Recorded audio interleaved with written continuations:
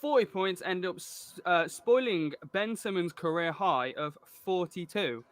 There's no Joel Embiid, so obviously Ben Simmons stepped up, clearly. Danny Green had a bad shooting night, but it was fine because Tobias Harris had 36 points for Philly. So we're good. We were not live, were we? It reset itself. Okay, that's fine. Great. Brooklyn versus Sacramento Knicks. You had Kyrie and James Harden absolutely destroying Sacramento Kings. There's no KD, obviously. Kyrie had 40 points. Harden had a triple-double with 29 points, 14 assists, and 13 rebounds. Then you had Golden State Warriors versus Cleveland. Golden State Warriors win behind Curry's 36. Draymond had 16 assists, which ties a career high. Then you had New York versus Atlanta. New York are on a roll. Literally, the only thing I put down for this game is that Randall scored 44 points, which wasn't a career high. He had his career high last week, which was 40 something. 40. 40. Washington versus Houston. This was John Wall's return to Washington, so very interesting. He had 29 points, 11 assists. However, he wasn't able to overcome Bradley Beal. He's 37 points for the second straight game in a row. 37. I want to say 37. Russell Westbrook had a triple-double, obviously, with 16 points, 15 assists, 13 rebounds. Then we move on to Tuesday. Brooklyn versus Phoenix. This was a very, very interesting game because this was Steve... Davian? Okay. Steve Nash returned to Phoenix. Nets ended up coming back from 24 points down. Harden had 38 points. No Kyrie or KD. He had 11 assists, so he basically took over the game. Booker had 22 points. CP3 had 29. Very good game. Then you had LA Lakers versus Minnesota. Obviously, this was the first game without AD. So LeBron went off for 30. However, he ended up dueling with a rookie Anthony Edwards for 28 points, but that just wasn't enough. LA pulled out with the win there. Then you had Boston against Denver. Celtics ended up surviving 43 points from Jokic through Jason Tatum scoring 21 and Jaylen Brown scoring 27. Murray had 25 points, but like I said, wasn't enough to overcome Boston. Then you had New Orleans Pelicans versus Memphis, which is always going to be a very interesting matchup because you got the number one pick of the 2019 draft against the 2019 to 20 Rookie of the Year, Ja Morant. They had an amazing game. Zion had 31, Morant had 28. New Orleans Pelicans ended up beating the Memphis Grizzlies, though. Zion at this point is shooting 60% over from the field. Wow. Yeah. He was actually 13 from 16 shooting in this game. He only missed 3 shots. Is that from just taking smart, good shots, or did you just... It's because he dunks fucking everything. Okay, I thought so. Like, I was like, what? And then I'm like...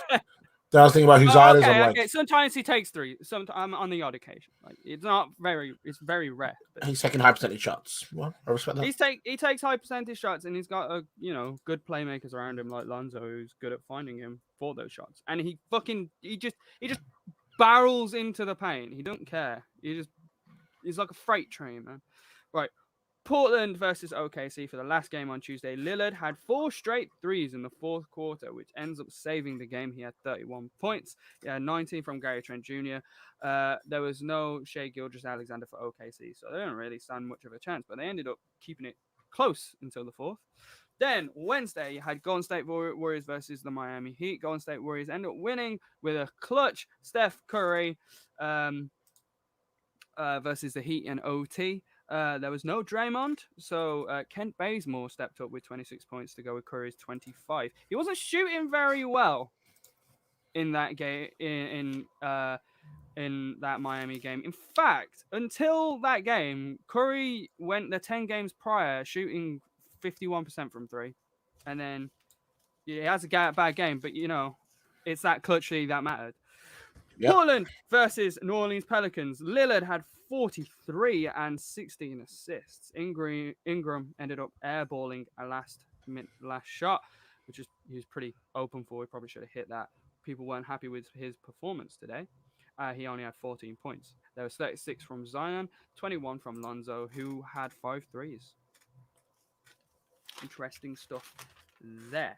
Then we move on to Utah versus LA Clippers, the first of the 2 games that they had this week. Gobert had a 23-point, 20 rebound game, and that extended their winning streak to 9. However, LA Clippers didn't have Kawhi or Paul George, as we will find out later, matters. Chicago ended up destroying, beating Detroit Pistons. Bulls end up spoiling Grant's 43 points, which was a career high for him. Come back from 25 points down. Levine had 37. Then we move on to Denver versus Washington. Washington, again, end up beating, and this time it was a good team. Beal ended up hitting a game winner. He had 25 points altogether. Russell Westbrook had another triple-double, 12 points, 12 assists, 13 rebounds. Jokic had 33 points, and Murray had 35 points. Well, you also had Bertans for Washington scoring 35 points, and he was 9 from 11 downtown. Mm-hmm. Atlanta versus Boston. Surprisingly, Atlanta made it out with a win here, with Trae Young scoring 40, Collins scoring 20, and Capella scoring 24 points. He had 35 points from Jason Tatum, but obviously it wasn't enough. Thursday, Brooklyn versus LA. Very interesting matchup because it could be a possible finals matchup if you're very optimistic about Brooklyn and LA now, I suppose. LeBron in this game eclipsed 35,000 career points. He had 32 points, 7 assists, 8 rebounds. There was no AD or KD in this game, so it was the Kyrie and Harden show. However, they did have a little help from Harris, who had 21 points. Kyrie More only than had a little 15. help. Yeah, true. He was more. Yeah, it was. I watched that game, and that was yeah, I think that was a weird game because Kyrie and Harden didn't even look like the best options for Brooklyn at times. Like the other players really carried them through that, and you'd be right because Kyrie only had 16 points and Harden not 23, which is small for James Harden. But he had 11 assists, which just shows he was giving the ball to the other team. Yeah, they had to. It was. I mean, they found a way to get the win, which was good for them. But I was watching that expecting more, especially with the way Kyrie was, talking and taking the. I was like Kyrie, obviously Kyrie had that thing where he was like, "Oh, that's your best 3-throw shooter." Once LeBron had missed a 3-throw and he was talking a lot of trash. I'm like, you scored 16. You didn't really. Yeah, well, we know his past with LeBron, so it makes sense. Then one of my favorite games. I have 2 favorite games of this day. You had a Milwaukee versus Toronto. Toronto absolutely blew out the Bucks, which ended up giving them a 5-game losing streak. There's still no Drew Holiday. He's out because of COVID protocols. Powell had 29, Siakam had 27, Giannis had 25, but Chris Middleton only had 13. Every Milwaukee Bucks fan is lucky that I do not have the clip of Giannis getting dunked on because it just went. Maybe later I might get called out mid to carry in. So if you want to get that clip ready, then by all means go for it. I still have a few days to go over. So, I'm gonna find him. Sorry. Carry on. The next game on. Oh, while you're at it, you can find Anthony Edwards dunk if you want to. Yeah. I think that's literally the only thing I wrote for that game. Right, Miami versus Sacramento. You had Butler and Bam scoring a triple-double. Butler had 13 points, 13 rebounds, 11 assists. You had Bam with 13 assists, sorry. You had Bam with 16 points, 10 assists, and 12 rebounds. That's 2 triple-doubles. I think the last game, they were close to both having a triple-double. Hero had 27, and then you had it's the third straight Jimmy triple-double, which would mean, I'm pretty sure, did he get another one in the next game? I can't remember. I think he did. So it would make it 4. Olynyk had 22 points as well, worth mentioning. Then on Friday, You had Denver versus Cleveland. Murray ended up missing just 4 shots to a career high 50 points. It's also the first time in NBA history that someone's made a 50-point game without taking a free throw. It's also the second best field goal percentage in a 50-point game, the first going to Wilt Chamberlain, obviously. Jokic also had 16 points, 12 rebounds, and 10 assists. No one of Cleveland matters, apparently. Philadelphia versus Chicago. Embiid also scored a career high 50 points. Yeah. There was no Ben Simmons. He also, to go along with 17 rebounds. Levine had 30. It was a really good game. LA Clippers versus Utah. LA got its own back when Kawhi and Paul George both returned to snap Utah's streak. Kawhi had 29 points. Donovan Mitchell had 35, but it just wasn't enough. Golden State Warriors versus Orlando. Now, this one's a very... Was it this? No, that's the next one against Charlotte. After scoring a game winner against Miami... a little bit of time here. Okay.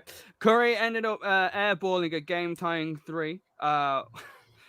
He had 29 points. Vucevic had a triple-double with 30 points, 16 assists, 16 rebounds, and 10 assists. Evan Fournier ended up scoring 28 points. Good game. I like Fournier. He's a great player. He's a great solid player. Minnesota versus Toronto. This was the Edwards poster. Is it the dunk of the year? Possibly. I mean, it's February. I feel like that meme with Alec Baldwin. Is this the dunk of the year? It's February, Lemon. I mean, it's up there. I mean, it's definitely. The last time I was this hype about a dunk, it was that the DeAndre Jordan one over Brandon Knight with the lob, the jam. It's in my head. and like everyone just looking sheepishly, like. You know what? I'm the best one to put it up. I'm just gonna see if it's. Are you gonna do it now? Ooh, they were lucky that wasn't turned over. Anthony Edwards, that time he does finish with the exclamation point. I feel so bad for Watanabe. Have you seen his face in those pictures of that? Yes. Sorry, every time I see it, I feel. All right, let's go. Oh my lord! What? The?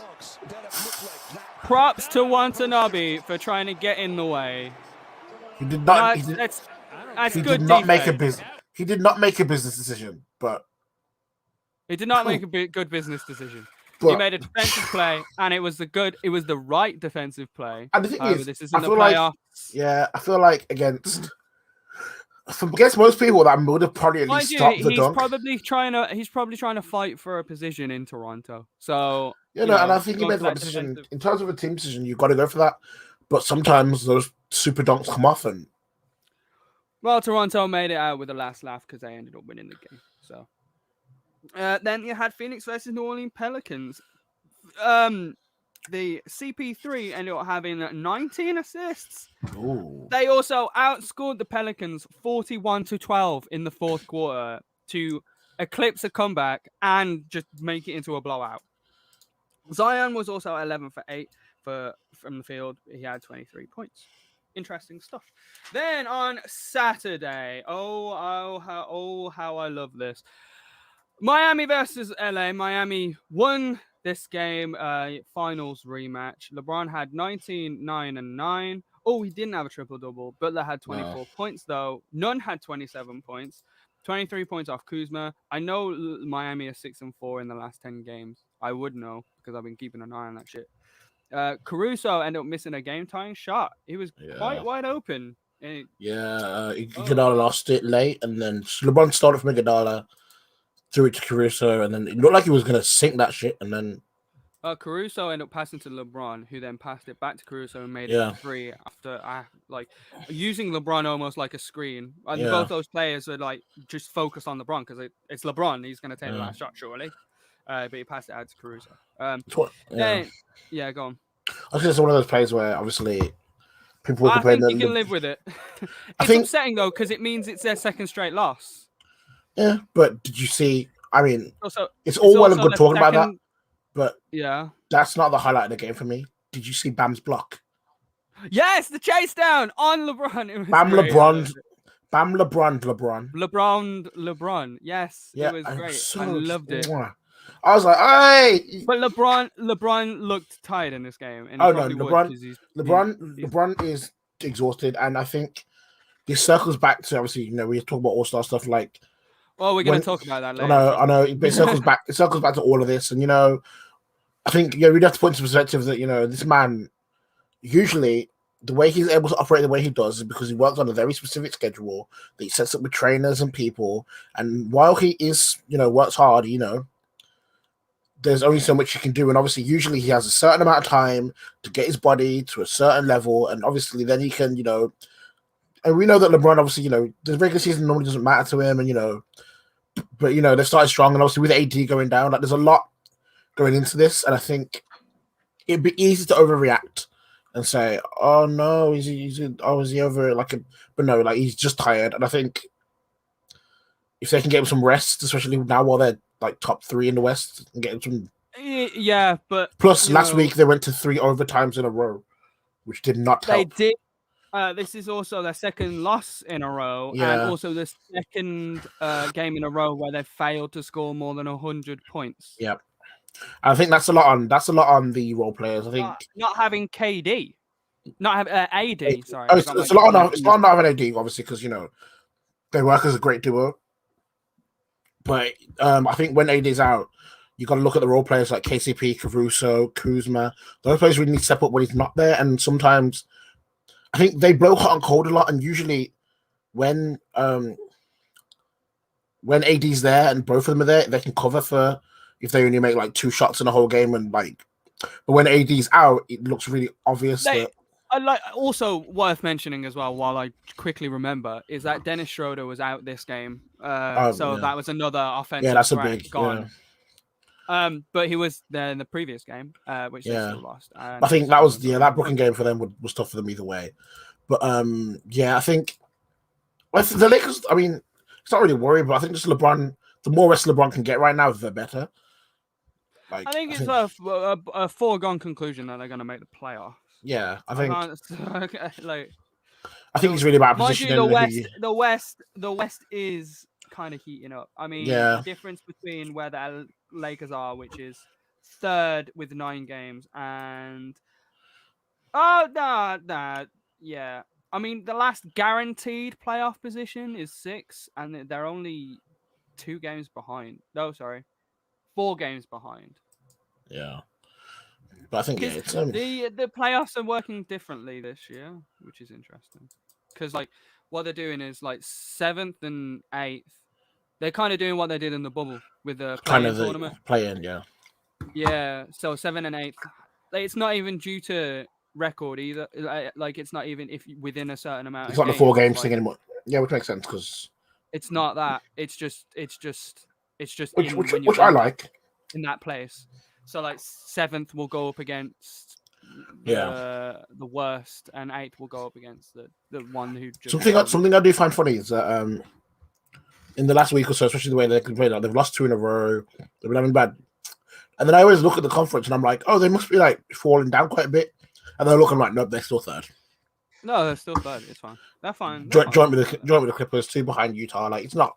If they go on a run, they go back to the top of Western Conference, and I think they'll plan it out right. For the next couple of weeks, I feel like they'll just be here, and so maybe when AD comes back, they'll try and pick it up and get into playoff mode.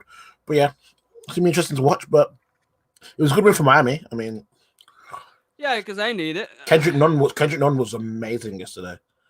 Yeah, it was great. They were absolutely defensively inside. Defensively, it was inside. Points in the paint was great, and obviously that's an AD thing.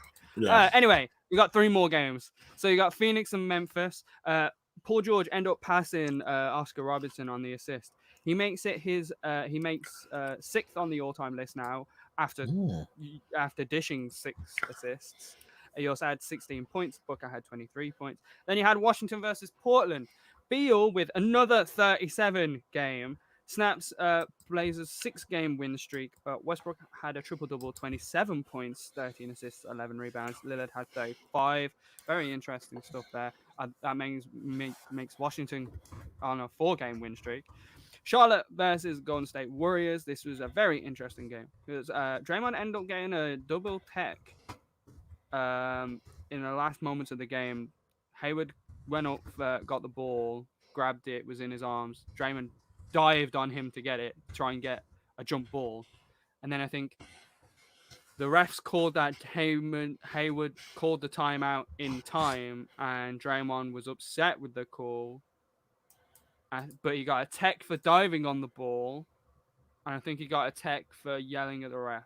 So it was a double tech, I think. So he got ejected. Wait. Which is just like Draymond. What did you say to me? What? Right. So at the end of the game, you know what? You watch it. Can you get the Charlotte versus Golden State Warriors? I'll carry on saying what happened. I'll carry on saying what happened in this game. Terry Rozier had 36 points after scoring a game winner after Draymond was ejected. He had 20 in the fourth quarter. Curry didn't play in this game because he didn't feel so good, probably because he knew Draymond was going to get ejected. However, Kelly Oubre had 25 points and Wiggins had 19 points. Have you got it? You found it? You got it? Found it? Not quite yet. 1 sec. Wait. Okay. Let's have a look. Is this it? Okay. Yeah, I think I'm going to pull this up. Okay. Let's have a look. Share my screen real quick. Boom. Hit that full screen. Let's go. Okay. Boom, share. Okay. Right. Jesus Christ, man. It's 2021. Upload your videos in 1080p. This is right after jump ball. Oh, my Lord. Here we go. Right. So here's it. Hayward got it. Draymond dives on the ball, tries to get another jump ball. But did he wait? Did he just hit himself in the face? Might have. I don't know. It's just maybe, probably. I don't know. Okay, yeah. So he got a tech for diving on the ball. Okay. Because it's a reckless thing you can call harm. I got that. Now I think he's getting a tech for yelling at the refs. So it's a double, but so he got 2 in 1 basically. 2 in 1. One for the action and one for the reaction. Yeah, pretty much. The ref said Hayward's got the timeout in time before Draymond dived on the ball and got the ball. Yeah. But he got a tech for being dangerous and then a tech for being mad to the refs.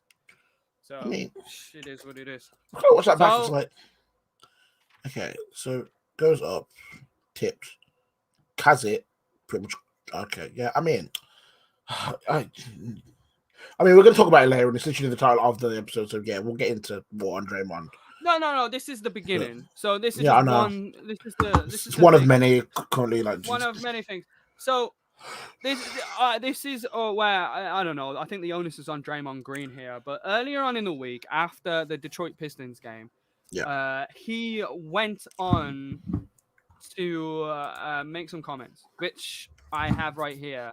At the beginning of this video, there's just a guy looking at a phone. Like I don't even know, but yeah, we'll just watch this. You see? And it's the treatment of players in this league. To watch Andre Drummond before the game sit on the sideline, then go to the bat, and then come out in street clothes because a team is going to trade him. Because when James Harden asked for a trade and essentially dogged it, I don't think there was no surprise or there's no one's going to fight back that James was dogging it his last days in Houston. But he was castrated for wanting to go to a different team, and everybody destroyed that man. And yet a team can come out and say, oh, we want to trade a guy, and then that guy is to go sit. And if he doesn't stay professional, then he's a cancer, and he's not good in someone's locker room, and he's the issue. And we've seen situations of Harrison Barnes getting pulled off the bench. DeMarcus Cousins finding out that he's traded in an interview after the All-Star game. And we continue to let this happen. But I got fined for stating my opinion of what I thought should happen with another player But teams can come out and continue to say, oh, we're trading guys, we're not playing you. And yet we're to stay professional. At some point, as players, we need to be treated with the same respect and have the same rights that the team can have. Because as a player, you're the worst person in the world when you want a different situation. But a team can say they're trading you, and that man is to stay in shape. He is to stay professional. And if not, his career is on the line. At some point, this league has to protect the players from embarrassment like that. You know, we talk all of this stuff about you can't do this, you can't say that publicly. If you say that publicly, you're fine. Anthony Davis got fined, I think, $100,000 or something like that for demanding a trade publicly. But you can say Andre Drummond is getting traded publicly, and we're looking to trade him publicly, and he's to stay professional and just deal with it. But then when Kyrie Irving say, oh, my mental health is off, everybody go crazy about that too. Do you not think that affects someone mentally? As much as we put into this game to be great, to come out here and be in shape, to produce for fans every single night, and most importantly, to help your team win, do you think that doesn't affect someone mentally? But as players, we're told to, no, you can't say that, you can't say this, but teams can. It goes along the same lines of when everyone wants to say, oh man, that young guy can't figure it out, but no one wants to say the organization can't figure it out. At some point, the players must be respected in these situations, and it's ridiculous, and I'm sick of seeing it. Y'all have a great night. I'll see y'all tomorrow or Wednesday. Right. Some interesting words from Draymond right there.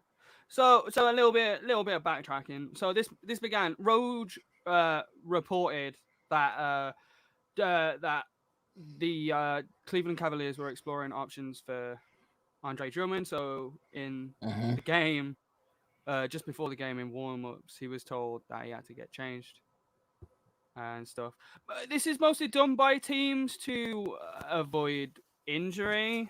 Yeah. To a player that they plan on trading, to avoid lowering the value if they have a bad game. If they know that they're being traded, will they just decide to lower their value? So, you know, the team can't get something better for them. It's for that, like that kind of reason. Is one of them. Is why they tell them not to play. However, it is slightly embarrassing that you get told to do that and that. From what Draymond is saying, is like there needs to be respect, and there needs to be an even playing field with that. I heard Stephen A. say maybe they should just tell those players to go home. I mean, we're gonna trade you. You may as well just stay home. Just stay home. We'll trade you. We'll work together. Like, it was also reported that Blake Griffin, Detroit are gonna start exploring options for Blake Griffin, which we'll talk onto later. We'll talk to places like that, but it's one of them where he's expected to be professional. It's been reported that Detroit Pistons and Blake's people have come up with an agreement to sit out games, and they'll explore whatever options they need to. It was mostly about the treatment of players. So you got the point he made about Drummond having to change in the middle of the street codes. We just talked about that. James Harden dogging his last days of duty, having him feel castrated. Well, he wanted out. He dogged his last days. He doesn't. Draymond said he doesn't condone that, but a player wants to change the situation. So change the situation.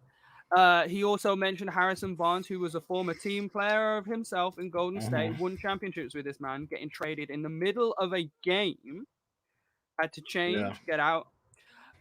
Cousins are being told mid-All-Star interview that he's been traded.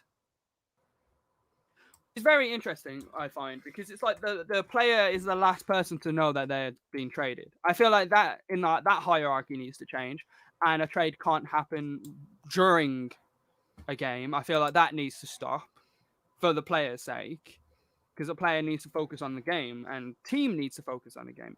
Imagine a player, a team you're playing for. Imagine one of your players and Yeah.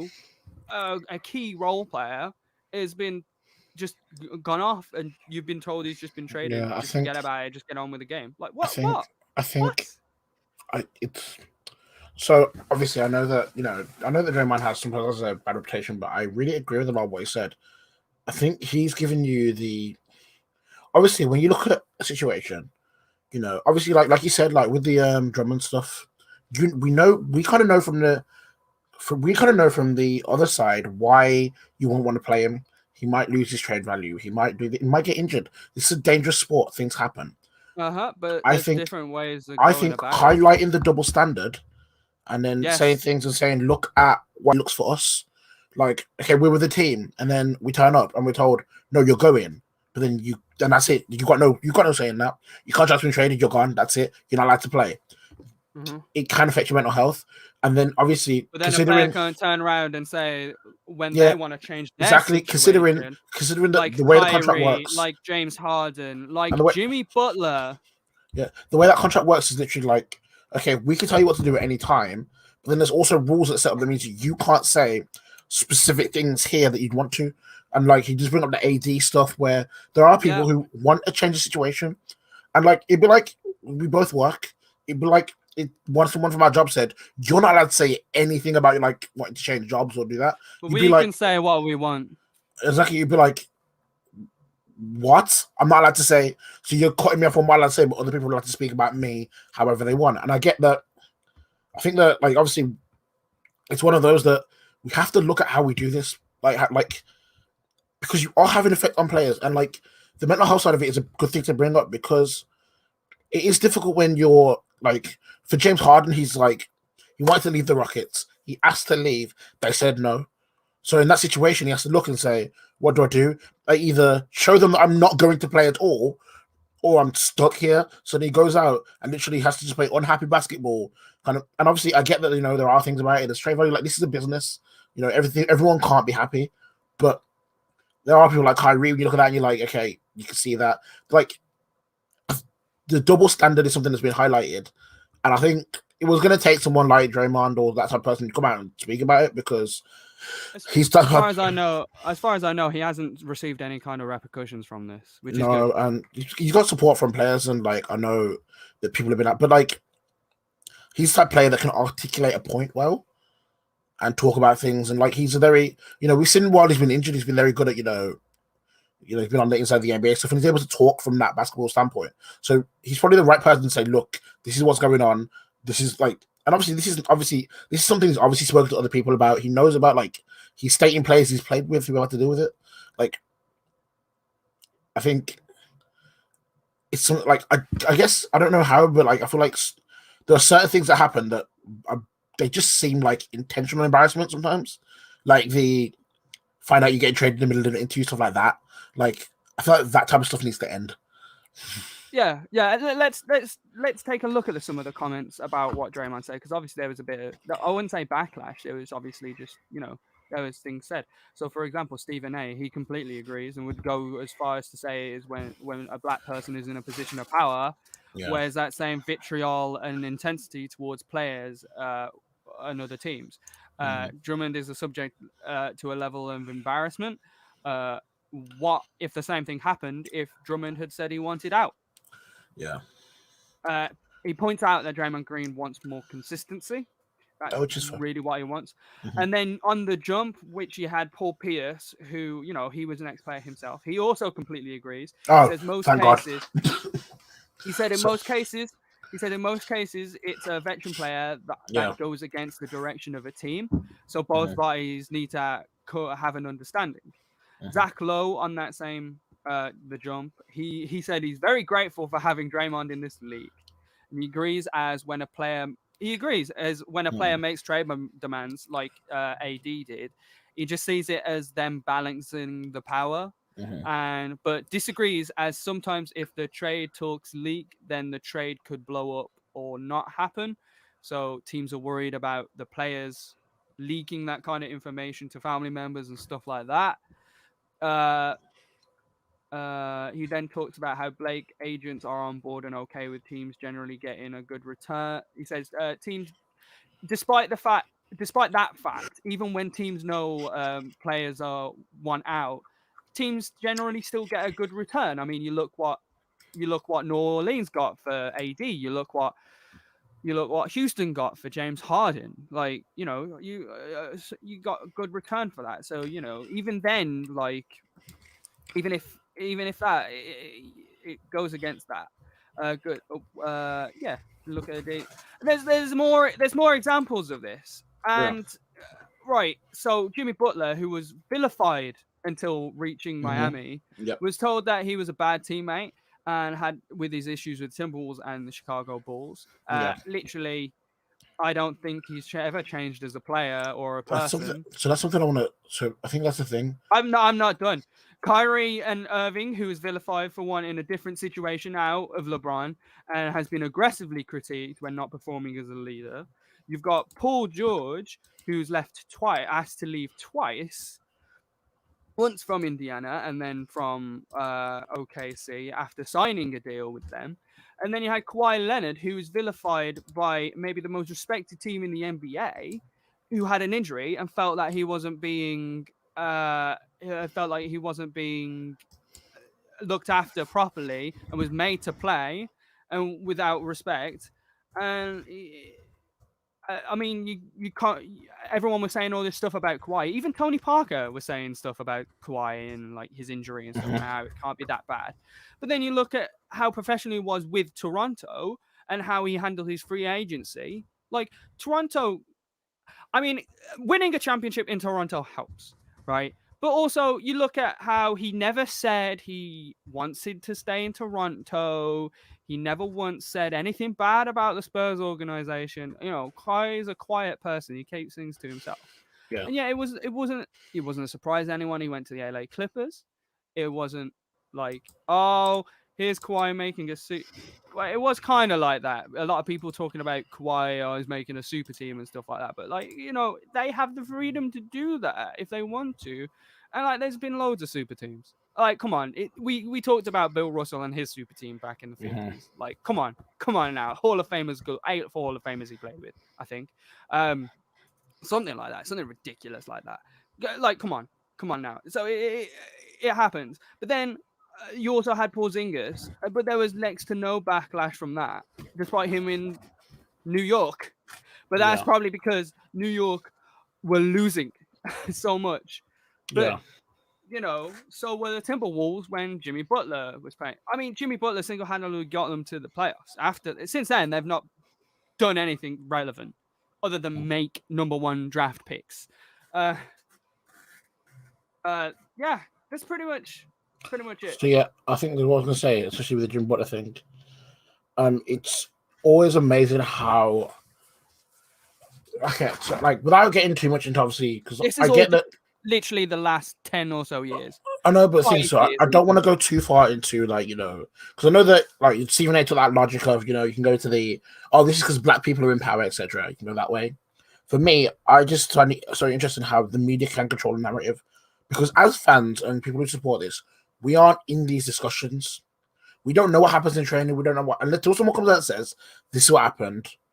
We don't know what happened. Like I didn't really know the Jimmy Butler situation until the JJ Redick podcast. And it was like, but do you know who can influence the media? Is the teams when they tell the players to be quiet. So when you got a guy like Draymond, a guy like Jimmy Butler, and a guy like Kyrie Irving who speak their minds. Yeah, and there might be a team's worst nightmare. I know, and I think sometimes that they speak their mind. So I think people like me and you look at it and we say, okay, you want them to speak their mind, and they're strong characters. Whereas some people in these organizations, these people who and I think it's a lot in society as well. They'll look at the speak your mind and they'll see it as a threat, as in like they're hard to manage, or and I think sometimes it comes with that negative connotation. I mean, that's when it does that when it goes against who they're working for, Yeah, and their that's direction. Because I mean, Jimmy Butler and Miami Heat have a very clear direction where they want to go and they want to do, and they're very, they're totally entwined with that direction. Mhm. So that's why you've got that good cohesion. That's why Jimmy Butler has been basically one of and top 10 player in I the think league that right I now. think that the narrative of And he's Jimmy Butler, accepted as one. the narrative of Jimmy Butler was a bad teammate, was erased the second he went to Miami, and the culture and the player matched. And it was like, oh no, we want you to be Jimmy Butler unashamedly. Do what you do best, and then we'll work around you. And that's when you suddenly see these players start to work well. You've seen that like James Harden's moved to Brooklyn, and he wants to ring, so he's kind of trying to be more of a team player than he was at Houston when he was very like.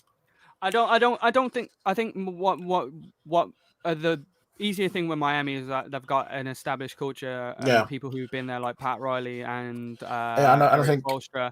But Brooklyn are kind of they're kind of new, so they need to establish a culture and a position. But for me, it's always funny how they've got something going. I think when you look at the double standard, you look at the fact that narrative can just like you're a bad teammate. Actually, you know what? He's a really good player, depending on where you are and what he said about you or how your team's doing. I feel like for a long time, Jimmy Butler was seen as a toxic thing that you wouldn't want on your team until people saw in Miami and said, "Okay, wait, no, he actually is good." And it's happened with other players, and it's a lot to do with how you are. Like, you're not allowed to say certain things, and then you have to, a lot of the time you get all this like backlash of feedback, but you're not allowed to talk about it. But then other people are allowed to talk about you, and then you've got organizations that are allowed to say things about you in private that you're not allowed to think to anyone. And I think it's that like the thing he said about if you don't say professional, then you're deemed as a cancer, and then that's like a thing that hangs over you. I think that's one of those where that's a real thing, and I think that's and while we are in the era of player power, and everyone knows that we've had these things where like people can move and do what they want, and we've looked at LeBron moving to Miami, we looked at KD going to the Warriors. Like, you can do what you want, and looking at the Brooklyn Big Three, like, you can force your way to do what you want, but that double standard still remains there, where it's like if you don't like what's going on, you have to remain professional. Like, but sometimes we can turn around and tell you you're not playing today, like, because we don't trust you. Like, it's I don't know how that gets solved, but having that conversation, having people who are strong enough to say, definitely needs to have a conversation. But I think I was just saying, like, having people who are strong enough to say, look, I don't really care what backlash I get. Like, I think Draymond's at the point where he could pretty much doesn't care what backlash he gets. Like, so he's very vocal to say he can say what he likes, and I didn't think he went out of line. I didn't think he was disrespectful to anyone. I think it was a fair point with good examples, and I think it might make people stop and think a bit about it, which is a good thing. No, it certainly made me stop and think about it, especially when you consider. I feel like people say, "Oh, like you said, we're in the era of player empowerment," but like I feel like people kind of like resting on that, just saying, "Oh, yeah, everything's fine now," kind of like how the before this summer, like how people thought, oh, it's not going on right now, but it is. It's still happening, and we need to still do something about it. Especially the mental health stuff.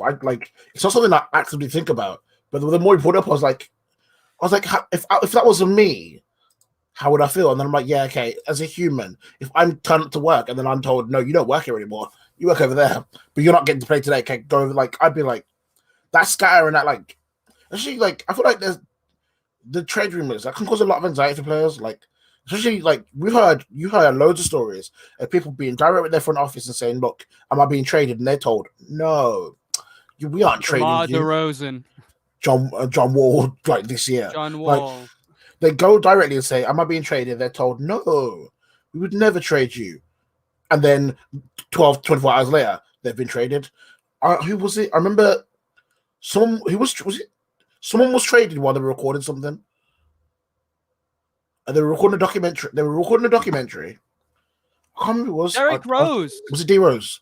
It was Derrick Rose. Yeah, he was recording a documentary. Because I watched that for last week's Chris Explains, because he was in the middle of a thing and he was talking about how much he loved Chicago and how much he didn't want to get traded, and then he got traded in that moment, and then got traded. to Yeah, New York. and the Nets had that moment where like he took a break. Yeah, and then but it's that type of thing where it's like that has a very huge effect on someone. And I remember seeing that and him being like, I don't want to get traded. Like, I love it here, and then being like told, no, you're traded. I was like, that's a lot. Like, that's a lot to deal with. It's a lot. It's a lot to deal with. Right. Let's move on because we do have a lot to talk about. So let's keep the subject going. So Blake and Draymond. Draymond? Andre. Man, It's because yeah. Andre Drummond and Blake Griffin, Andre Drummond.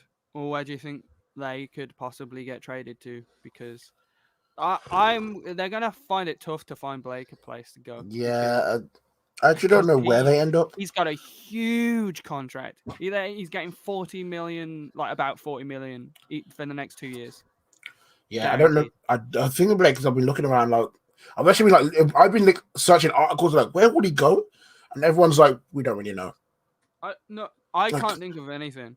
I can't think of a team where. Right, he's not the old Blake Griffin that we his know. play's declined and his contract's large, so it's like, who takes that risk? Who takes the risk? Who wants to take that risk? I don't know who's in even like a position Houston? where maybe if they trade, maybe because they want to waive.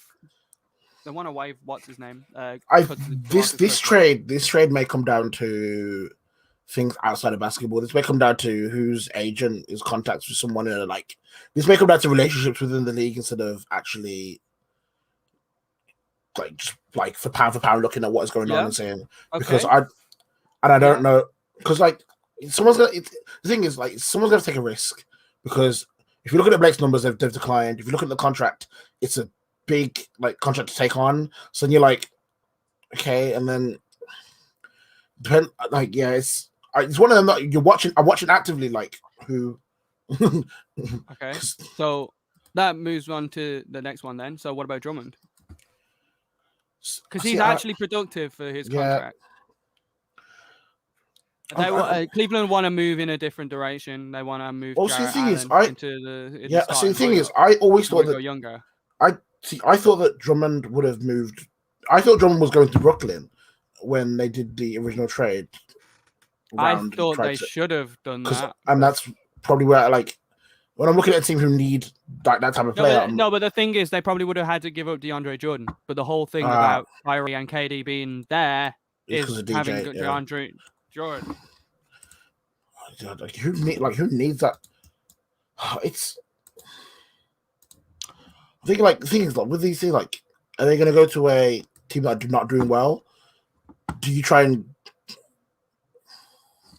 no? Because a team not doing well will probably not want a huge contract. Exactly. It's the thing is like, and I don't know lose to get a bad draft pick. And you look at like the contenders and you're like, does anyone really need Drummond? I'm like, maybe. I mean, Golden State. Maybe like something like, but they've got Wiseman. Yeah, but he can, he's an inside-outside game. I don't know. I don't know. I don't have the answers to this. I'm lucky I don't have to deal with this kind of shit. Yeah, I think it's one of them that like I'm just really interested to see where they end up, what happens. But I mean, there's the option for Boston as well, I guess, for Andre Drummond. Maybe, yeah, I guess. Some picks, some players. It just depends on what they're willing to give up to really claim. Yeah. Andre, and I don't know how many.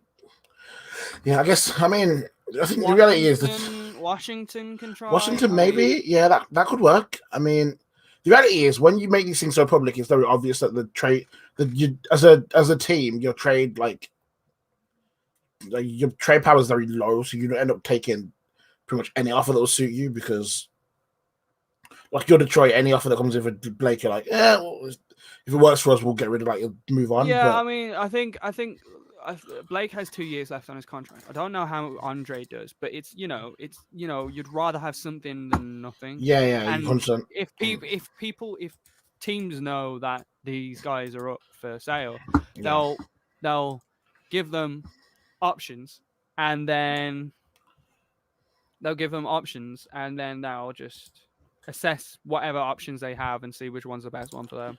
Because at the end of the day, they're probably not going to get a great option. but they want to they get the best one that they possibly can from the situation. So yeah, I mean, yeah, it's a tough one. And then you got DeMarcus Cousins. Like, who goes for him? Could he go back to Golden State? What about LA? Like, LA need a center now that AD's not there. So, and Cousins has relations in LA because Yeah. he was there I'm not gonna for a lie. lot of last year. The Lakers may work for him purely because I know obviously what happened last season. Like I feel like that. And they waived him, but they kept him on while he rehabbed. And Yeah, he I think had that they only waived him before the bubble because they needed that roster spot.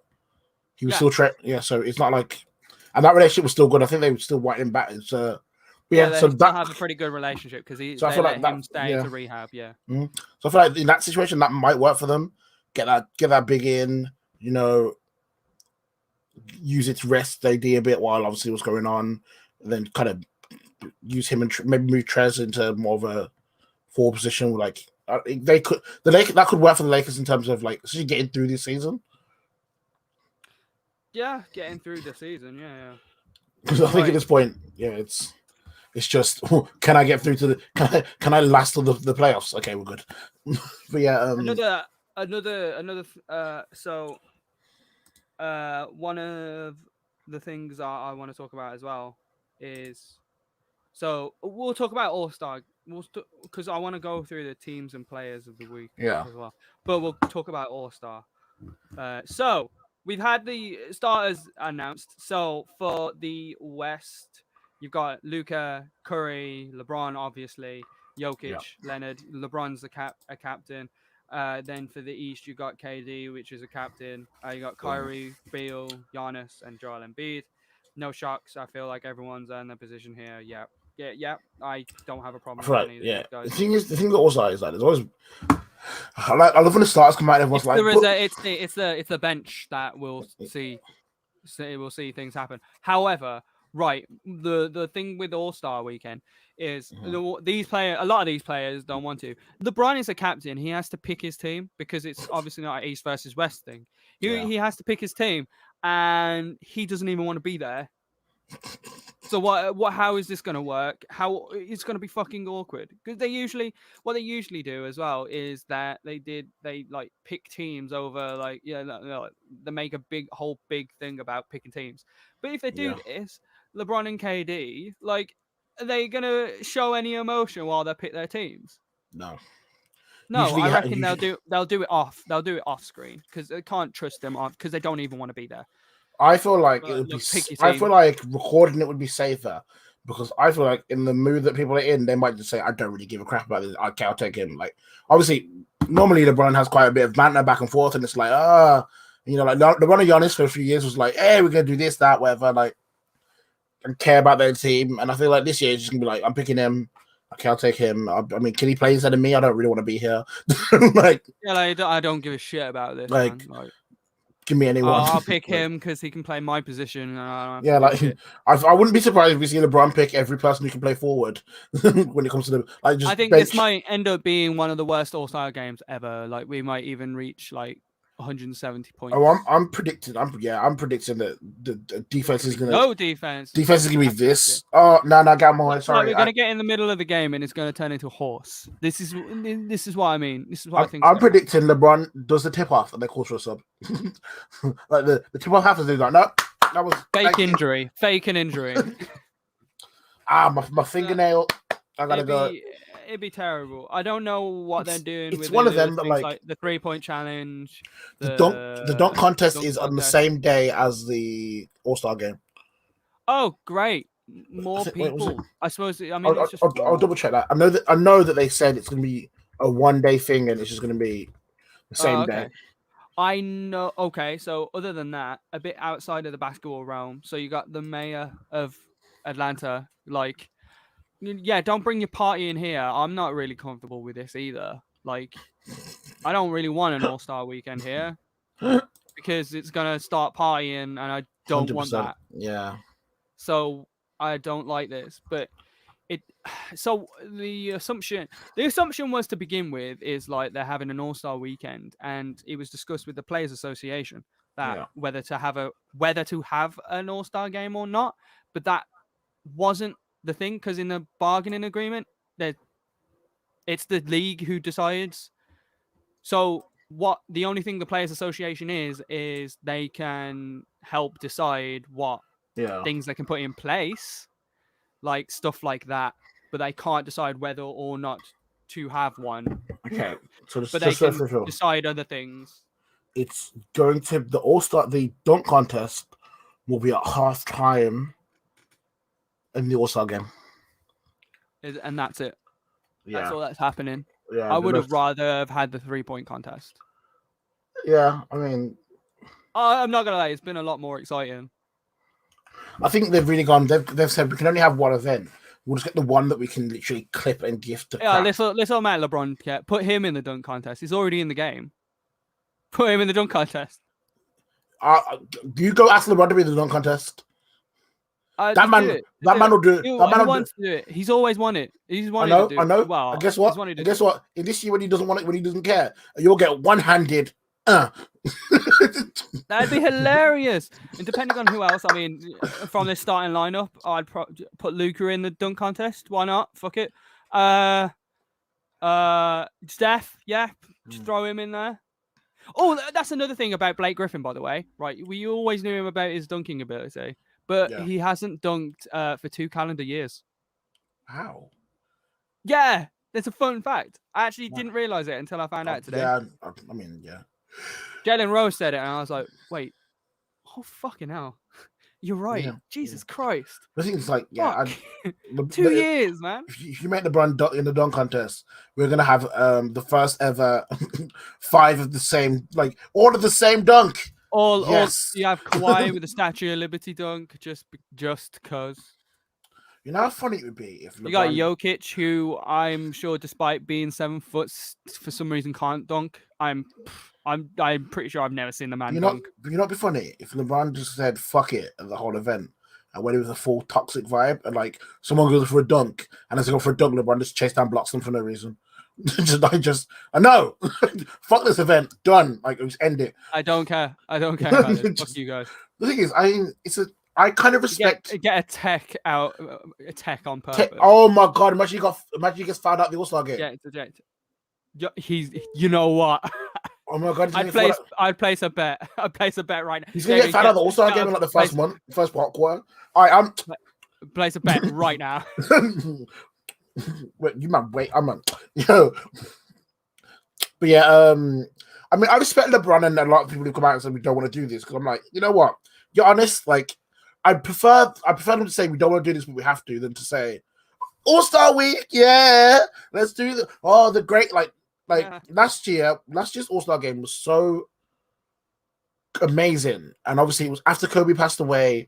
It was the first time we did the 4 quarters of great. Everything was for charity. People played with their heart, and I'm like, now we have this year when no one cares, and I'm like, I'm glad you said that, because really, I'd rather you tell the truth. Super competitive. It's for charity. The kids were there. They were like, okay, we're doing this for you, and this is just before Corona happened, so we actually had an All-Star game which was full of like intensity. And I prefer they say, look, like last year everyone was like, we really care about this game. This is like us playing basketball. This year they're like, this is a contracted thing we have to do. This is this is a sponsorship event. We'll turn up, a few jump shots. I wonder if I can get odds on LeBron fouled out. This is. No, that's what I mean. If I can, oh my god, because that'd be the smartest thing to do, like foul out, and then they'll be like, oh, I can't play. The refs said no. I was trying to play defense, and sorry, man. Sorry. Also, it'd be really funny. What'd be even funnier is if LeBron tried to foul out, but the refs wouldn't let him. He just like it's 5th foul, and they're like, nah. We've been told that actually this game there's unlimited fouls. LeBron, you have 32. Then man have 6. He's like, but yeah, it's gonna be one of them. I think I'm not even gonna watch it. I'm not gonna lie. I'm just gonna watch the highlights, and then when the score's 200 to 190, I'll be like, oh, what? Yeah. Like in other years, this would be really great for us because we'd be like, oh, in other years we'd be able to like come in and like, who's LeBron gonna pick? Who's KD gonna pick? Oh my God, do you go with Joel? Like, who picks? Like, who goes first? Is it Joel? Like, does Joel go before Jokic? Or, like... Okay. I'll tell you what. No, I don't want to. Like, okay, You know what's funny? right. Wait, can I just say? Should we... I can't bet on. Do you want to be LeBron or KD? Do you want to be LeBron or KD in this situation? I'll be KD. I feel like okay. Who has the better record, LeBron or KD right now? LeBron. I think it's LeBron. Yes. Okay, right. So, in LeBron's had the most votes, so I think he'll get to pick first anyway. Yeah, so he gets first pick. Yeah. So if I'm LeBron, I get first pick. I will pick Giannis. Okay. I'm KD. KD. 1 second. Let me get the. I need to get my Let me get my stars up. Okay. Okay. So I'm KD. Who am I picking? I'm gonna take Kyrie. I'm gonna match you and get Steph Curry. I'm gonna take. Oh wait, no, I'm taking Joel Embiid. Good choice. Ooh. Who have I? Ooh. I will pick Kawhi. Okay, now see, here's where I'm smart. I'm taking Bradley Beal because he's the only one who's going to care about this game. 90 points. Boom. There we go. And then I'm going to go with Jokic. Which leaves me with Luka. Wow, Luka's the last pick. Okay, so what we've actually done is we've just literally swapped Giannis and Luka. And you taking the West, I'm taking the East. Pretty much. That's what we've just done. Not intentionally. What we've done is we just swapped Giannis and Luka, and then I took East, you took West. Not gonna lie. I was gonna pick Jokic or Kawhi. I wanted to pick Luka in any one of those. I mean, realistically, I would never pick Kyrie first, but I'm assuming that's what KD's going to do because my boy. Okay, fair enough. But yeah, I think honestly, when you do the All-Star bets, I am putting £5 to £10 on Bradley Beal scoring the most points. Oh God, yes. But also, so that's about the most fun we're gonna have with All-Star Weekend. Oh, that was about it. Yeah, that was it. What we just did. Yeah, that was it. Because that's the level of like care they're going to do with it. It's going to be who's left, fam. I'll take him. Like, there's not gonna be no like. I wouldn't be surprised if they just make it East versus West again. I wouldn't be surprised. Nah, I think you got to do your draft and then kid. But like the thing is, like, wait, because I remember one year when we were joking about, and I made a bet on like who was gonna be All-Star MVP, and then I went to sleep and woke up and I can't remember who it was, but I bet something random and they won. And so this year, my boy Brenna, but yeah, maybe it's versus West. It's hard to care. It's just so like. All-Star Game is meant to be that's meant to be fan service. There's gonna be no fans there. What am I like? Like, what are we doing? Just like the whole point of All-Star Game is literally okay. We have this super game. You bring the best together. Like the NFL scrapped their version of the All-Star Weekend this year. They got the Pro Bowl. You get wow. Even them. Yeah, the NFL said to the point because they were like you get NFL have had not only the NFL had people in the crowds. Like NFL have had people back in certain areas, so they could have done a Pro Bowl in an area where they got people back. Like I know Florida. Some of the NBA have had people back. I know, but like the Dallas Arena had like 20-25% capacity, which was a lot of people. Like it was quite a lot, of like so they could have done a Pro Bowl in Dallas, but they said no, there's no point because we're going to get everyone in and it would just ruin everything. So they selected the people who would be in it, and then they said, okay, this is the Pro Bowl list. They didn't have the game. But NBA were like, we will do it.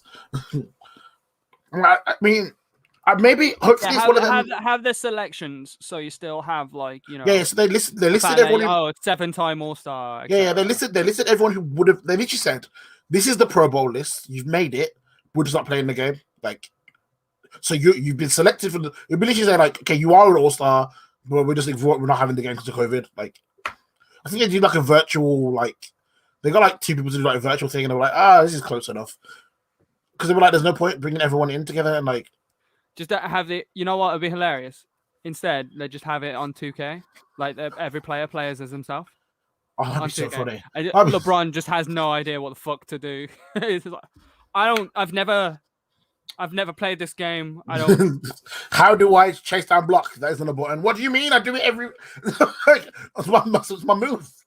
Where's the cheat codes? I want you. Well, yeah. So I am a cheat code. Have the reserves been announced or subs? Or... No, as far as I know, they haven't been. Because the one thing that made me laugh is so every year we know there's only 10 spots for starters, and the first thing I saw was everyone going, "But where is Dame?" It was he'll be an all-star. I mean, it's very clear. Yeah, it's funny you should mention Dame, right? Because he's my next. He's my player of the week. Yeah. Just thought I'm getting that out there now. He's my player of the week, and I have a lot of questions surrounding Portland right now. Because Damian Lillard this week has kind of thrust himself. He's like 3rd in my MVP thing now. Like you got LeBron, then Embiid, and then Dame. Yeah, that's fair. Or maybe Jokic. It's top those 4, four top 5. guys. Yeah. But despite the fact of not having CJ McCollum, they are. Portland are winning, and so a few Damian Lillard clutch time is Dame time because the clutch time as a metric on NBA stats.com has been listed as the last 5 minutes of a game where the game is separated by 5 or fewer is clutch time. Dame. Portland are 12-3 in those situations, and Damian Lillard is 58.8% from 3 in those situations. He wasn't made an all-star starter. However, neither was Russell Westbrook when he was made MVP of the league. Nope. So it's still possible. It's happened before. Mind you, Russell Westbrook was averaging a triple-double. But we'll see. Yeah. So, do Portland even need CJ McCollum? Do you think they could probably go out and trade? Okay, so for a different player. I mean, they wouldn't trade for Drummond because they've got Whiteside and. Okay, so in terms of I think in terms of the long term, in terms of the playoffs, then Portland do need CJ because I think. That partnership them two have developed is a very strong partnership. They don't have a synergy as a duo. That is a very good point. But what Dame's been able to show is obviously I think a lot when he goes full attack mode, essentially like 4 quarters, Portland's team is good enough now that last year when CJ and was it Nurkic both went out. That's when they dropped off and they were almost out of the playoffs. And that's why when coming into the bubble, that's why they only made the playoffs in 8th because they had to fight to get there. And obviously they had to, they played the play-in, didn't they? So they had to win the play-in. Yep. Beat Phoenix, they had to be pretty much perfect. No. Memphis. Oh, yeah, Jammer. Yeah, because Memphis threw it away, yeah. Phoenix went 8-0, but they didn't even make the play-in. They were that bad in the regular season. But now they'll make the play. But yeah, I think. Yeah, they'll make it. They're the Portland team are good enough that while CJ and they've got the injuries, they're good enough that they're allowing the game. I think what Portland are good at is allowing the game to be close. So when there's only the clutch time, they know we have. It's like having a hope. They've got that. They know that once it gets to that clutch time. They can give the ball. Dame will take over, and they'll get into that last 5 minutes. I think. Yeah, that's great, but that's not worked out for them in the playoffs either.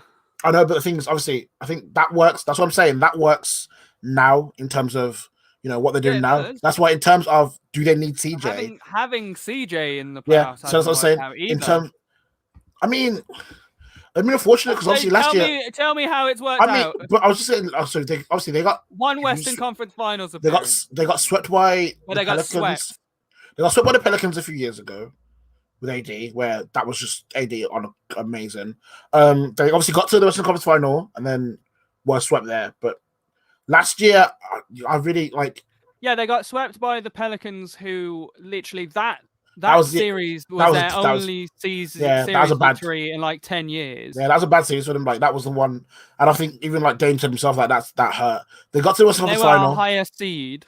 They got to the Western Conference Finals, and obviously that was where you could see the difference between where they are, where they need to be to and where they need to get to. And I think last year, I think we all knew really like they managed to get to 8th, and that was through pure will. But like CJ was carrying a fucking back injury.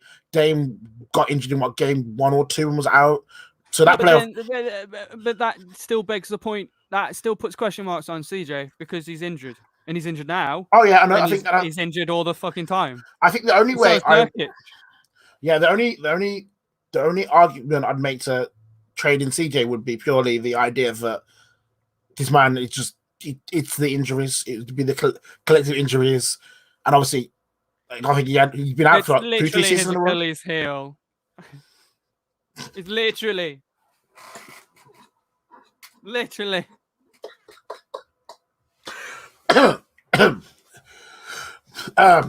Dick. We're on a roll, guys. We're on a roll after last week's jokes that I cannot remember. All right, that got me. It's fucking hell. But yeah, I think that'd be the main argument. It'd be, but like in terms of the problem is when CJ's healthy, the duo works. It's just he doesn't seem to stay healthy enough. I mean, it does. Western Conference Finals, but does it work enough? I mean, Western Conference Finals, and they've grown, and they've added like the team's a good team, and I think they've always been a good team, and I think they've never been a great team. It's just never like that's the thing. Like, okay, the question would be if you trade CJ, who are you trading for? Like, who can they get for CJ, or what would the package they're doing that would take them from basically middle of the Western Conference to like the argument's always been that like people thought Dame should leave because Portland were never going to be that team, but he's Lord of Portland, wants to stay there, and then obviously he signed his deal, he's made his money. Like, I don't. That's true, but I mean, they could trade him for pieces. Like the question I was asking was, do they even need him? Because they're winning. Yeah, I think they need him. But the thing is, I think they're trading doubtful, but Zach LaVine. It's one of them. I think Bradley Beal. I mean, they're winning. Okay. If you could get Bradley Beal, then yes, then they would be like, we don't need CJ. That would be the. In terms of you've also had Gary Trent Jr., who's been playing out of his mind in CJ's role, who's been scoring points. Yeah, and obviously things like I was saying, like the Portland team. Did they try and get Blake Griffin for CJ McCollum? No. So you got Dame. You'll have Gary Trent Jr., who's is he a small forward? I can't remember. I don't know who they're starting at those positions. Then you have Griffin, and then you have Nurkic or Whiteside.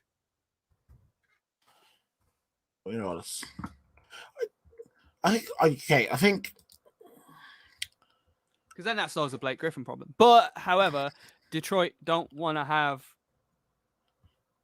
They don't want to have a player like CJ McCollum because they're trying to move on. They want assets. They want picks. Wait, when is Nurkic back? I don't fucking know. As soon as he comes back, he's probably going to get fucking injured again. So Nurkic is Doesn't back. matter. Doesn't matter. Fam, it's always funny when Portland, like them two go out. I swear his last injury was Wanker's cramp. Them two go out. He played some of the game. Just yes, my wrist that just happened right here. Yes. Yeah, so Wanker's cramp from being off injured all the time. So CJ McCollum's out with a fracture on his left foot after Clint Capella stepped on him. Capella landed directly on his foot and broke something in his bone. And Nurkic has got a right wrist fracture and will be back March 14th. Wanker's cramp. So CJ McCollum is actually coming back up he's currently in reevaluation, so it's good stuff. So he'll be back soonish. Nurkic will be back at the start of mid-March, maybe. All right. Okay. So But yeah, who's your player and or team of the week? Oh, hello. Bye, Davian. Well, I'll tell you who sucked this week: the Milwaukee Bucks. That's who sucked. The Milwaukee Bucks. Because he's back. Is he back? He's I coming? love that for me. That was sick. Um, which one do I go with? I'm not gonna lie. So my thought process here is, yeah, I'm gonna say Westbrook. I get that. I I think get I was it. torn between saying Beal and Westbrook. I think, obviously, especially in this week, we've started to see that Washington have actually, Beal and Westbrook have started to work out to play with each other.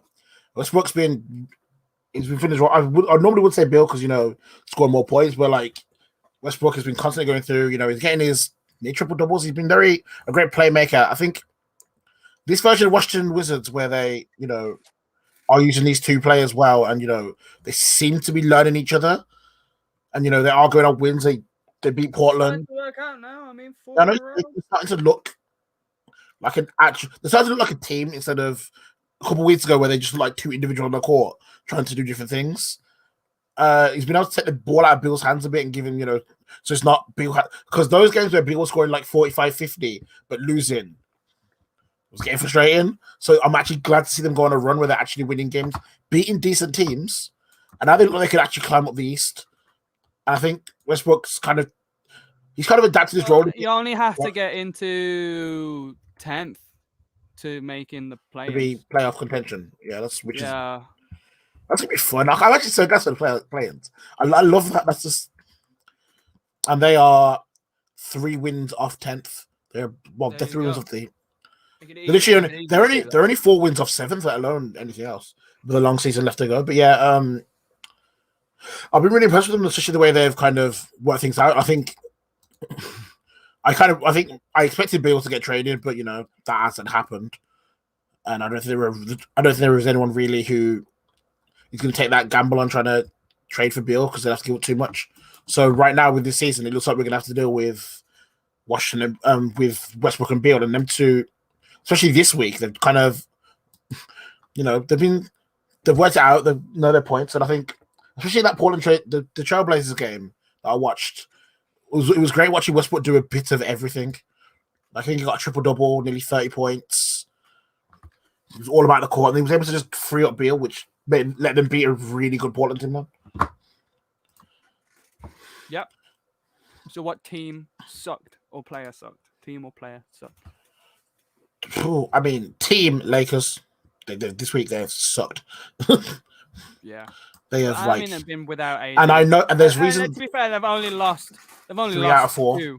3 out of 4. 3 out of 4. Oh, they've lost 3 out of 4. They won they won 1 game in the middle, but it would have been a 4-game loss. Yeah, it's only because of this week. It's just been. It's not so. I know that a lot of the blame will go on LeBron, but the reason I'm saying that it's not even the fact they've lost 3. It's the way KCP, Kuzma, KCP, he's gone from that consistent 3-point shooting they were using to ice games to missing things.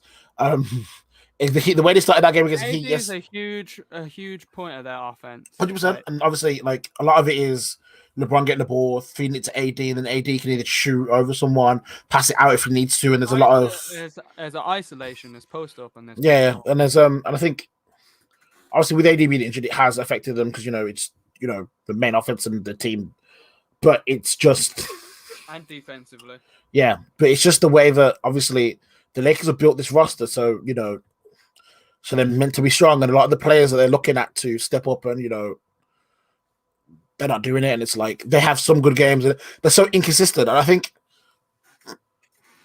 with a LeBron who's tired, he then also realizes that a lot of against the Heat, I think about the second half he realized he had to do a lot more than he wanted to try and get them back into the game. They got close, but then couldn't quite get over that. But yeah, I don't know. I feel like they've probably lost the most games this week, apart from maybe Detroit. I don't think anyone No. I Well, don't think has anyone lost more than. Cleveland, Houston are on a 7-game. Jesus Christ! Wait, what was the Cleveland? You know what, Chris? I feel like we cursed Cleveland Cleveland. are on a 9. Chris, we cursed Cleveland. Why? We came in How? here, Oh, we yeah, were like, we were we were like, oh, they praising made the them. playoffs. We were They made praising the them because playoffs. their team looked Yeah, great, and they were like, look at. now. I came in here and I was on the Sexton bandwagon. Brooklyn are on a 5-game winning streak as well. That's worth it. Yeah, they are. But you kind of expect that from a team with 3 MVP candidates. I mean, well, Katie's been out, but yeah, it's the Rockets. You know what? That's whoa. Never mind. I take back my point of no one losing more than the Lakers this week. The Rockets. Yeah. Wow. Also, the Bucks until yesterday had a 5-game losing streak, and they're supposed to be one of the people that we're thinking like is going to make the finals. Okay, Chris, which team or player do you think sucked this week? Milwaukee Bucks. What? I didn't see that coming. Because they have sucked. However, I feel like it's just a feeling out thing. Because Mike Budenholzer has always been told that he doesn't experiment, he doesn't do this, he doesn't change anything in the past. But that's what they're doing. I mean, they've had Drew Holiday out. Giannis isn't initiating the offense like he usually does. They've been trying different things, and Yeah. On like switching defense instead of funneling everything through to Giannis. That's the thing that they've been trying to do. Obviously, having the ball out of Giannis's hands in offense as well, which is hard to do when Drew Holiday isn't there, but they're trying to get used to it. That it takes the time. I don't think it warrants 5-game losses though.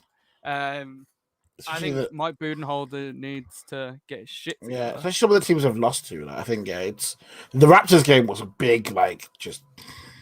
That was just back to back slaps. That was rough. Wait, have you got that? Have you got the video yet? Of Giannis getting dunked on? Damn it! No. Don't worry, you got time. We can talk. Because I mean, Houston will win it. Had a winning streak and now have a losing streak. It just shows you how crazy this year has been. Yeah, the Bucks started off 5-0, and then you're not sure. You know what shows how crazy this year's been. I think. Let me have a look. Yeah, it's like Bucks are like obviously the last 4 in a row, and they're still third because everyone below them is almost at 0.500. Like it's starting to pace to like 1 win loss off. Like this year has been chaotic. I don't think this year's gonna be the year where like this is gonna be the year where the champion probably starts in 6th in the playoffs.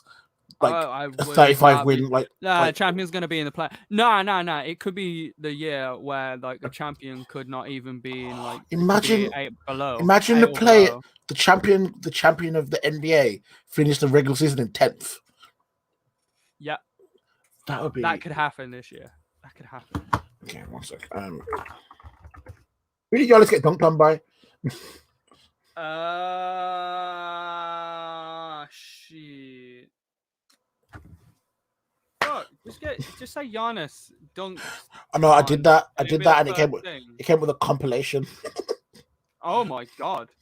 It's just like it's Giannis dunked on. I was like, what? Let me see if I can. Who's a guy? Oh, yeah, Kawhi, no. Aaron Baines, no. Come on, man. Where is it? It's not here. OG Anunoby. There we go. Thank you. No, is it? No, it's not. It might have been him though. No. Was it him? God damn it! They don't have. Okay, that's not on here.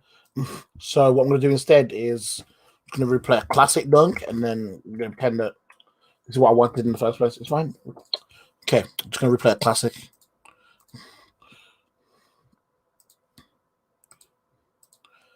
Yeah, we're going to pretend this is what I wanted in the first place. Don't worry, it's fine. Yeah, that's totally what I wanted. Thank you. Oh shit. Also, I'd like to say that my I think I was too disrespectful to the Milwaukee Bucks. Cody. Oh, that was a while. That wasn't. Yeah, I know it's a while ago, but that's what I'm saying. Like this, I'm just gonna put it on and pretend this is what I wanted because apparently we don't have any others, and I'm not going through the compilation to find out every time Giannis has been dunked on. But yeah, I was going to insult the Milwaukee Bucks earlier, and I got kicked out of the fucking chat, so I'm not saying anything bad about them. So never mind. You can say everything. I think they were okay this week. like fuck, were they? Well, I went to say Milwaukee Bucks are trash this week, and I got kicked out. You can say it now because we're finishing the podcast. The Milwaukee Bucks were fucking trash this week. Toronto sunned them twice. Love it. I love it. The thing is, I love it because we had the last 2 years of Giannis being the clear MVP, like runaway. That's not happening. So I love that this year it's like, no, we're gonna have a. And the thing is, maybe they have a bad year, regular season, good playoffs. Maybe it's better for them to not be in the favorite position for once. Maybe.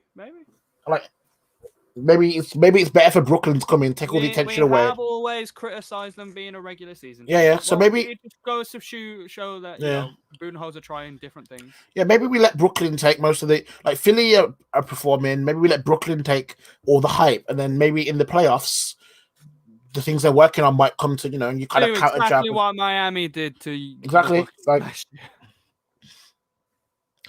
You couldn't have said that with more of a smile on your face, but yeah. Richard hates you right now. I just know. I can feel the hate. He just feels. Did someone say something about They're talking about the Bucks again. Yeah, that's right, Richard. You know. We need to have a guest on here at some point again. I don't know who, but we'll get someone. Preferably another Milwaukee Bucks fan, because I want to. Hi, looking for all Milwaukee. anyone who's currently really depressed right now, and then that will slowly filter to them. And then we can probably cut that in half, and half of them would be Bucks fans. It'll be fine. Would be Bucks fans. Yeah, 100%.